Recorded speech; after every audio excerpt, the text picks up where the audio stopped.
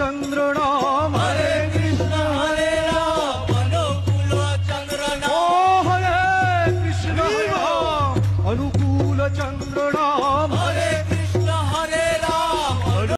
Facebook scroll করতে করতে হঠাৎ অনুকূল ঠাকুরের দীক্ষিত সৎসঙ্গীদের একটি ভিডিও আমার চোখে পড়ে এবং ভিডিওটি দেখার পর আমি কিছুক্ষণ চুপচাপ থাকি, কারণ কি বলবো এই ভিডিওটা দেখে সত্যিই তখন ভেবে পাচ্ছিলাম না। আজকে যে আমি ভিডিওটি আপনাদের সকলের সামনে পরিবেশন করছি, এই ভিডিওটি স্পেশালি সৎসঙ্গীদের জন্যই। আপনারা যারা সৎসঙ্গী রয়েছেন বা সৎসঙ্গী নন, তারা অবশ্যই এই ভিডিওটি দেখবেন, কারণ আপনাদের কাছ থেকেই আমি মন্তব্যটা আশা রাখছি। আমার কমেন্ট বক্স আপনাদের জন্য ওপেন রইল, আপনারা অবশ্যই নিজেদের মন্তব্য আমার কমেন্ট বক্সে দিয়ে যাবেন। তো আসি আমার কথাতে। যে ভিডিওটি দিয়ে আমার এই ভিডিওটি শুরু করলাম, সেই ভিডিওর প্রথমেই দেখা যাচ্ছে যে অনুকূল ঠাকুরের দীক্ষিত সৎসঙ্গীরা একটি কোনো অনুষ্ঠানের আয়োজন করেছেন এবং সেখানে আমাদের তারক ব্রহ্ম মহানাম অর্থাৎ হরে কৃষ্ণ মহামন্ত্র সেখানে পরিবেশন হচ্ছে। কিন্তু কিভাবে? বিকৃতভাবে। কেন বললাম বিকৃতভাবে? এই কারণেই বিকৃতভাবে বললাম যে হরে কৃষ্ণ মহামন্ত্রর আসল যে অর্থ বা আসল যে লিরিক্স বা আসল যে পদ বা যে কিছুই বলুন না কেন, সেই আসল জিনিসটাকে নষ্ট করা হয়েছে এবং সেখানে ঢুকিয়ে দেওয়া হয়েছে অনুকূল ঠাকুরের নাম। এরকমটা তো হওয়ার কথা ছিল না। সত্যি কথা বলতে কি, সোশ্যাল মিডিয়াতে অনুকূল ঠাকুরের সৎসঙ্গীদের বিভিন্ন রকমের ভাইরাল ভিডিও আমি দেখেছি এবং সেখানে তাদেরকে নিয়ে সমালোচনা, ট্রোল, অনেক কিছুই হয়েছে। আমি এতদিন সেসব বিষয় নিয়ে কোনোদিনও কথা বলিনি। কেন বলিনি? কারণ সেই জায়গায় কথা বলার হয়তো বা ন্যূনতম যোগ্যতা আমার ছিল না, সেই কারণে বলিনি। কিন্তু আজকের বিষয়টা সম্পূর্ণ আলাদা। আচ্ছা, আপনারা কি মনে করেন যে আপনারা সনাতন ধর্মের বাইরে? আপনারা কি মনে করেন যে ভগবান শ্রীকৃষ্ণের বাইরে আপনারা? সমস্ত কিছুই তো তাকে নিয়েই করা হচ্ছে। তাহলে হঠাৎ করে মহামন্ত্রটাকে বিকৃত কেন করলেন এবং কিভাবে সৎসঙ্গীরা এটাকে সাপোর্ট করছেন আমি জানি না। অনুকূল ঠাকুরের দীক্ষিত সৎসঙ্গীদেরকে বিশেষ করে এখানে কিছু বলার নেই, বলার আছে তারা যদি এটাকে সাপোর্ট করে তখনই। সত্যি কথা বলুন তো, এই অনুকূল ঠাকুর নামক যিনি রয়েছেন আপনাদের সর্বাগ্রে, ওনাকে আপনারা সম্মান করছেন, সে জায়গা থেকে আমিও শ্রদ্ধার চোখেই দেখছি।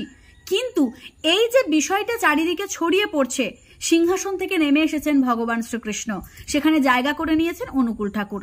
মেনে নিলাম আপনাদের মনের মধ্যে ভক্তি আছে, আপনারা রেখেছেন। আপনাদের কাছ থেকে আমরা এমনটাও শুনেছি যে সমস্ত কিছুই অনুকূল ঠাকুরের সৃষ্টি, অর্থাৎ এই ব্রহ্মা, বিষ্ণু, মহেশ্বর, এই সমস্ত জগৎ ব্রহ্মাণ্ড সবটা অনুকূল ঠাকুরের সৃষ্টি। কিন্তু আজকের যে পরিস্থিতিটা আপনারা সৃষ্টি করলেন, আপনারা এটা থেকে কি প্রমাণ করতে চাইছেন?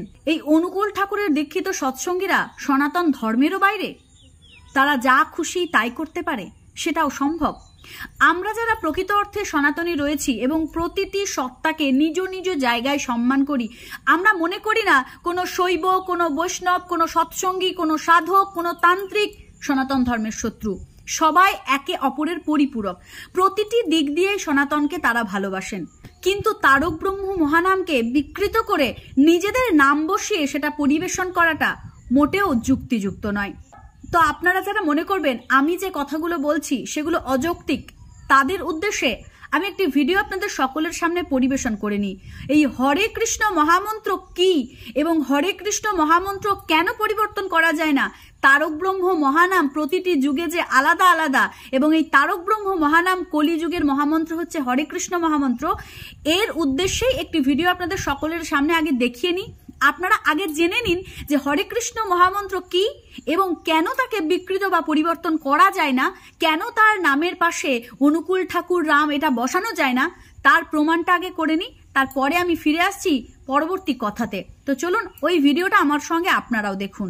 হরিনাম বা হরে কৃষ্ণ মহামন্ত্র 16 নাম 32 অক্ষর রূপী, কিন্তু এই নাম কীর্তন বা জপ করতে গিয়ে আমরা পাই মাত্র 3টি নাম। একটি হচ্ছে হরে, একটি হচ্ছে কৃষ্ণ এবং একটি হচ্ছে রাম। পরম করুণাময় ভগবান শ্রীকৃষ্ণ গোলকপতি সচ্চিদানন্দ অর্থাৎ সৎ ও চিত আনন্দ রূপী ত্রিগুণের অধিকারী। এই ত্রিগুণ হলো সন্ধিনী, সংবিত ও হল্লাদিনী বা কর্ম, জ্ঞান ও ভক্তি রূপী। এই ত্রিগুণের অন্তর্গত হরে কৃষ্ণ ও রাম নামেই অন্তর্হিত। আসুন আজকে আলোচনা করি এই 16 নামের তাৎপর্য।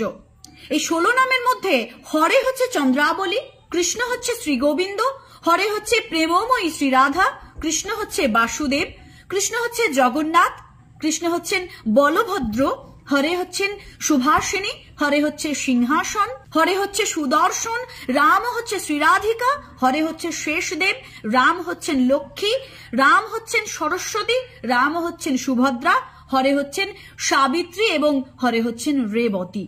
এই 16 নামের তাৎপর্য আমরা বুঝতে পারলাম। সেই সঙ্গে আসুন আজকে আলোচনা করি 32 অক্ষর, অর্থাৎ এই হরের হ রে আলাদা আলাদা করে কি হতে পারে সেটা নিয়েও আজকে বিস্তারিত আলোচনা করব।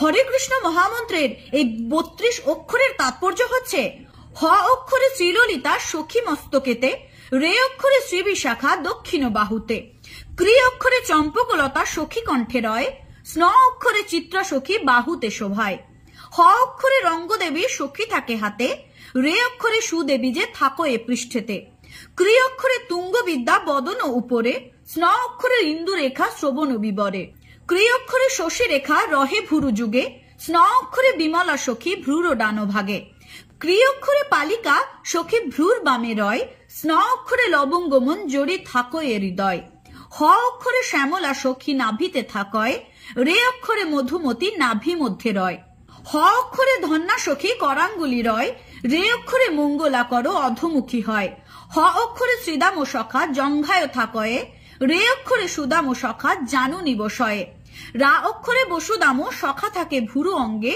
ম অক্ষরে অর্জুন সখা থাকে সদা, হ অক্ষরে সুবল সখা দক্ষিণ পদতে, রে অক্ষরে কিঙ্কিনী সখা আছো এ বামেতে, রা অক্ষরে চাতক সখা পূর্বে নিবসয়, মা অক্ষরে মধুমঙ্গল অগ্নিকোণে রয়, রা অক্ষরে সুখ সখা থাকো এ দক্ষিণে, ম অক্ষরে বিশাল সখা রয় নৈনিত কোণে, রা অক্ষরে মহাবল সখা পশ্চিম থাকয়ে, ম অক্ষরে বৃষভ সখা বায়ু কোণে রয়, হ অক্ষরে দেবপ্রস্থ সখা উত্তরেতে, রে অক্ষরে উদ্ভব সখা আছে ঈশানেতে, হ অক্ষরে মহাবায়ু ঊর্ধ্ব রয় সুখে, রে অক্ষরে ঈশান সখা আছে অধোমুখে।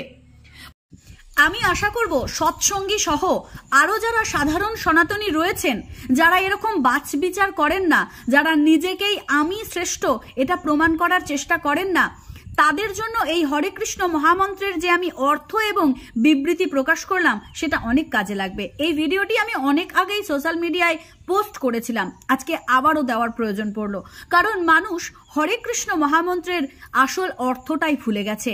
সেখানে হরে কৃষ্ণ মহামন্ত্রের জায়গায় অনুকূল রাম এই শব্দটিকে যোগ করছে, যেটা একদমই অযৌক্তিক এবং সাহসের অপব্যবহার। এতটাও অপব্যবহার করবেন না যে মানুষের মনে আপনাদের জন্য ন্যূনতম ভালোবাসা না থাকে। আমি আপনাদের সকলের প্রতি সম্মান রেখেই বলছি, আগামী দিন থেকে এই তারক ব্রহ্ম মহানাম নিয়ে এই বিকৃতিকর কাণ্ড কিন্তু আমরা কেউ সহ্য করব না। কেন বলুন তো?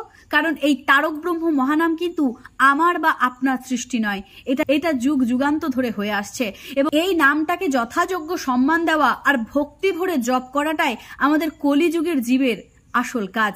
অনুকূল ঠাকুরের দীক্ষিত সৎসঙ্গীদের জন্য কিংবা অনুকূল ঠাকুরের জন্য আরো অনেক প্রশ্ন আমি করতে পারি। একটা কথাই বলবো, আপনারা যেটা করছেন আপনাদের মতন করে করুন। এই তারক ব্রহ্ম মহানামকে নিয়ে যা খুশি তাই করবেন না, কারণ তারক ব্রহ্ম মহানাম আপনাদের নিজস্ব সৃষ্টি নয়। প্রয়োজন হলে নিজেদের ঠাকুরকে সম্মান প্রদর্শন করতে নিজেরা গান লিখুন, নিজেরা মন্ত্র রচনা করুন, কিন্তু মহামন্ত্রকে বিকৃত করে নিজেদেরকে অশিক্ষিত প্রমাণ করবেন না। আশা করি আজকের ভিডিওটা দেখে আপনারা বুঝতে পেরেছেন আমি কি বলতে চাইলাম। আগামী দিনে আপনাদের থেকে এটা আমরা আশা করি না। আগামী দিনে একটু সচেতন হয়ে কাজ করে চলুন, যাতে নিজেদের সম্মানটা অন্তত এই জগৎ সংসারে বজায় থাকে। সোশ্যাল মিডিয়ায় যে আপনাদের জন্য এত হই হই রব পড়ে গেছে, এটা আপনাদের কর্মকাণ্ডের জন্যই। আপনাদের কর্মকাণ্ডের মধ্যে সচেতনতা নেই, আপনারা নিজেদেরকে শ্রেষ্ঠ ভাবতে শুরু করেছেন। বিশেষ কোথাও যেতে হবে না, গীতার একটি অধ্যায় পড়লেই আপনারা বুঝতে পারবেন দুর্যোধন যে অহংকার করেছিল আমিই শ্রেষ্ঠ, তার পরিণতি কি হয়েছিল।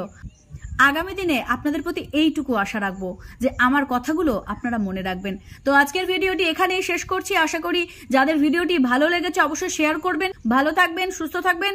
জয় শ্রীকৃষ্ণ, রাধে রাধে।